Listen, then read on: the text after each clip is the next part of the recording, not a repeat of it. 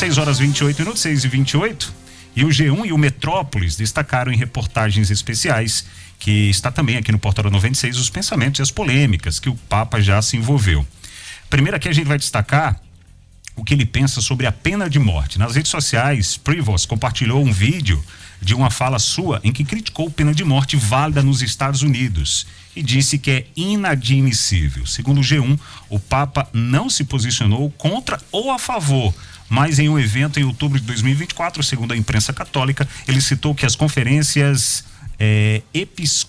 episcopais nacionais deveriam ter autoridade sobre o assunto, respeitando as diferenças culturais. Por outro lado, sobre a ideologia de gênero, o novo Papa compartilhou em sua conta no X publicações que criticam a abordagem sobre gênero do governo peruano no currículo nacional. Em sua conta na rede social X, Prevost teve como último post uma mensagem repostada aí que critica a decisão de Trump de enviar deportados a prisões de El Salvador. A postagem afirma que Trump, o presidente salvadorenho Nayib Bukele, usam o salão oval para fazer a deportação ilícita de um residente americano pelo governo federal. São várias avaliações aqui do Prevost, que ele foi criticado inclusive também segundo as reportagens aqui, ele acobertou acusados aí de abusos dentro da igreja. São 3 meninas, né, que acusam aí o Prevost de ter acobertado essas acusações. Olha, entre acobertar e praticar é algo bem diferente. Essa história, ele é um cara de 69 anos e está na administração, na cúpula da Igreja Católica há muito tempo, desde 2012, né? Isso como cardeal, antes ele era bispo. Então, assim, se envolver desse tipo de polêmica, só basta uma acusação, né? Dele ter, de alguma forma, acobertado. E eu acho que isso aí não desonra ele, apesar que, se caso seja verdade, mas a igreja lá do Peru nega veementemente esse episódio. Muito pelo contrário, disse que ele ajudou a denunciar os 2 padres abusadores, que era da região dele, né, no qual ele na época era bispo, em relação ao posicionamento aos gays, né, a união. Não é contra gay, é a questão da união, porque teve da época que o Papa Francisco anunciou, e de forma errônea foi anunciado que podia ter o casamento entre pessoas do mesmo sexo, e não era o casamento.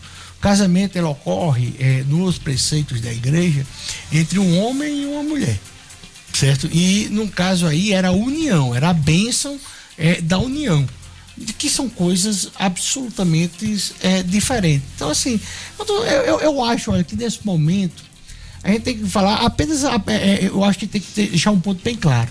Ele não é a continuação do Papa Francisco. Eu acho que ele vem e vai fazer o papado dele. E assim, como ele ainda é novo, a gente vai ter vários anos para observar o comportamento. Porque a gente está querendo prever um Papa. Não tem como ele ser a favor da guerra, por exemplo. Apesar que, no caso de Francisco, eu vejo muito mais ele como uma figura que não foi a favor da paz do que com esse tipo de apoio, do que propriamente ser um pacifista. Mas assim, não vai ser pregar o bem. A pena de morte é algo realmente bem doloroso, assim como o aborto. Os membros da Igreja Católica aqui no Brasil, a grande maioria é de esquerda pura, mas eles não têm nem coragem de, por exemplo, apoiar o aborto. Eles ficam caladinhos, né? Porque falar nisso hoje, eu lamento a posição da vereadora Camila. A gente vai falar disso, Cirão? Não, né? Não, eu gosto muito de Camila, eu sou admirador de Camila, mas essa questão, a pessoa ser abusada, estuprada, né? E a pessoa é que decide se vai ter a criança ou não. Aí a questão do aborto é um pouco totalmente diferente, porque só quem sabe sofrer o abuso é quem sabe o tamanho da dor. Não é ninguém, nenhuma religião que pode absolutamente julgar essa história. Essa acusação aí, né, de vítimas também da mãe de uma dessas de uma dessas vítimas, segundo a igreja diz que não, né? Que ele fez o procedimento correto dentro da igreja, né? Que ele abriu, inclusive, uma investigação sobre o caso e que as mães na época queriam o afastamento imediato e que não é assim que funciona dentro da igreja. Ele abriu aí, ele fez o procedimento lá dentro da igreja, que é abrir essa investigação. Uma coisa é certa, não é a nossa imprensa, a imprensa brasileira, que vai descobrir o que esse Papa, né, os bem-feitos ou mal-feitos de um Papa. O próprio conclave, né, esse tempo todo, eles se preocupam muito, né, com o passado dos candidatos a Papa, né? Inclusive dossiês circulam, né, e eliminam alguns pretendentes, justamente por isso que é fechado. Por isso que o conclave é extremamente fechado, não entra celular, não entra câmera, não entra nada, porque só Deus sabe o que acontece lá, né, nas discussões e então, quando a pessoa é escolhido Papa, diferentemente do filme, né?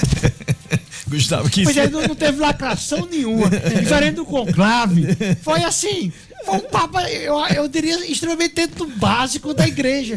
Eu acho que ele não é nem progressista, nem conservador, para você. Exatamente. Ele vai ali, entre uma coisa e outra, e ele vai ter a própria identidade dele. Porque até o filme Conclave queria lacrar. Todo mundo queria. A Globo, ela estava pronta para. O Camarote e o Bonner estavam lá. Tinindo. Gustavo, e hoje, nos comentários, os apresentadores, né, das TVs diziam assim: olha, ele vai seguir Francisco, porque ele citou 2 vezes Francisco. Como ele não iria citar Francisco? Ele está substituindo Francisco. Ele estava ali no staff, mas não quer dizer que ele concordava, muito pelo contrário. Ele foi crítico em relação, na época, dessa união de pessoas do mesmo sexo. Aí você queria que ele assumisse igual aos prefeitos fazem aqui, ou um político dos Estados Unidos com o outro da oposição. Não é assim, não.